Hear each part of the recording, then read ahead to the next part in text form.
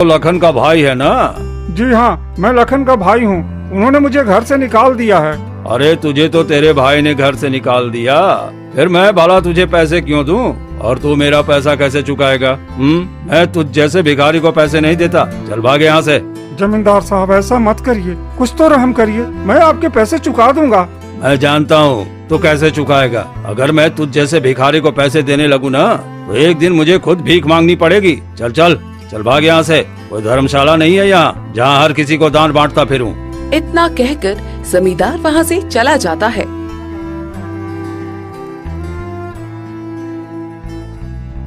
मोहन उदास होकर कुछ और जगह मदद मांगता है, लेकिन कोई उसकी मदद नहीं करता। थक हार कर वो अपनी पत्नी सुनीता के पास लौटता है। क्या हुआ जी, किसी ने हमारी मदद की? नहीं भाग्यवान, कोई भी मदद करने को तैयार नहीं है। अब हम क्या करें?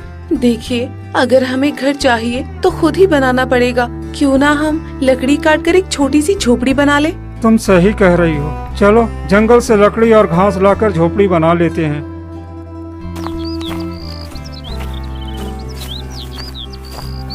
फिर दोनों मिलकर जंगल से लकड़ी और घास लाकर एक छोटी सी झोपड़ी बना लेते हैं।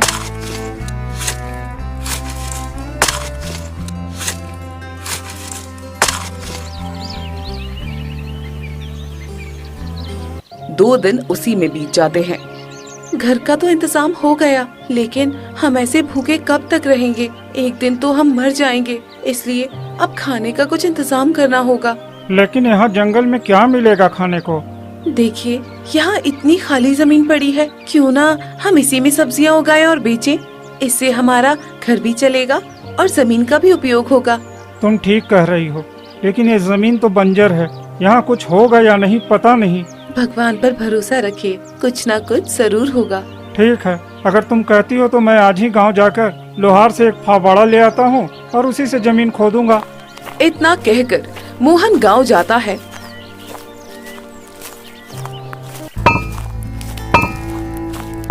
और लोहार के पास पहुंचता है। भाई साहब, मुझे एक फावड़ा चाहिए, उससे मैं जमीन पर खुदाई करके सब्जी उगाना चाहता हूँ।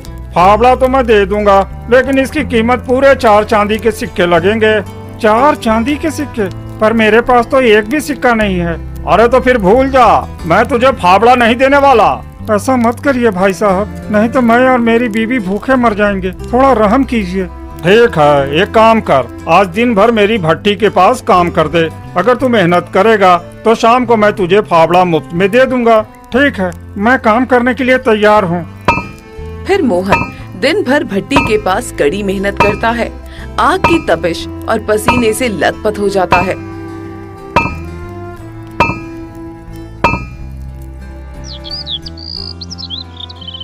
शाम को लोहार खुश होकर उसे फावड़ा दे देता है।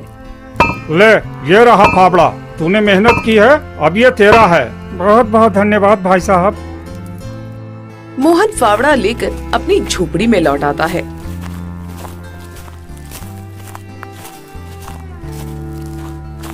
तभी देखता है कि सुनीता घबराई बैठी थी।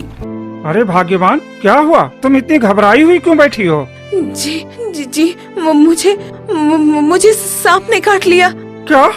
तुम क्या कह रही हो? सांप ने काट लिया? हे भगवान, हे भगवान, ये कैसे हो गया? हाँ जी, मैं जंगल से लकड़ियाँ लाने गई थी, तभी अचानक सांप ने मुझे डस लिया। अब मेरे सिर में बहुत दर्द हो रहा है, पूरा शरीर सुन्न हो रहा है।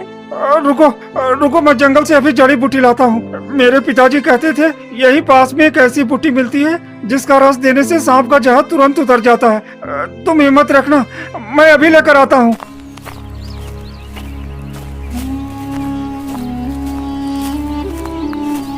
मोहन तुरंत भागता है और पूरे जंगल में जड़ी बूटियां खोजने लगता है।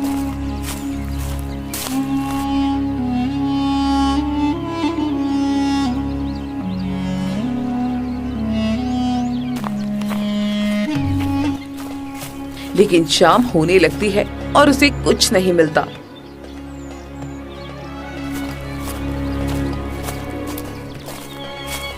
वो थका हारा पेड़ के नीचे बैठकर रोने लगता है। हे भगवान, अब मैं क्या करूं? मेरी पत्नी ऐसे ही मर जाएगी और मुझे वो जड़ी बूटी भी नहीं मिल रही है। मैंने पिता को खोया पर मैं अपनी पत्नी को नहीं खो सकता। कृपा करो प्रभु, कृपा करो। अरे कुछ तो रहम करो प्रभु, कुछ तो रहम करो। तभी अचानक कटहल के पेड़ के पास से रहस्यमयी आवाज आती है। मोहन, तुम क्यों रो रहे हो? कौन बोल रहा है?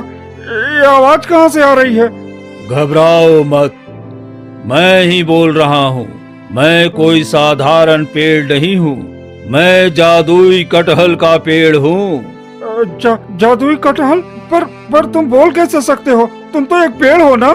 नहीं मोहन, मैं साधारण पेड़ नहीं हूँ। जब तुमने उस साधु को इस मिट्टी में दफनाया था, उसी से मेरी जड़ें फूटी हैं। मैं उसी साधु की आत्मा हूँ। तुम्हारा दुख नहीं देख पा रहा हूँ, इसलिए तुमसे बातें कर रहा हूँ। चिंता मत करो, मेरे पेड़ से कटहल तोड़ कर ले जाओ और अपनी पत्नी की जख्म पर उसका बीज लगा देना। जहर तुरंत उतर जाएगा और वो पूरी तरह से ठीक हो जाएगी। और सुनो, दूसरा कटहल ले जाकर उसके बीज खेत में बो देना। उस बीज से तुम्हारी जमीन पर तरह तरह की सब्जियां उगेंगी। तुम्हें कभी भूखों नहीं मरना पड़ेगा। क्या सच में ऐसा होगा महाराज? हाँ मोहन, ये तुम्हारे पुण्य कर्मों का फल है। तुमने मुझे अंतिम संस्कार किया, जो इस गांव में किसी ने भी नहीं किया, इसलिए मैं तुम्हारी मदद करना चाहता हूँ। साधु महाराज, आपका बहुत बहुत धन्यवाद, आपने मेरी जिंदगी बचा दी। मोहन जल्दी से 2 कटहल तोड़ता है और भागता हुआ झोपड़ी में आता है।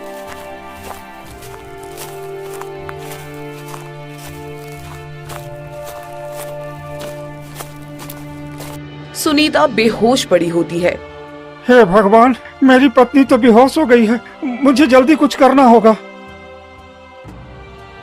वो कटहल काटकर उसका बीज सुनीता के जख्मों पर लगाता है।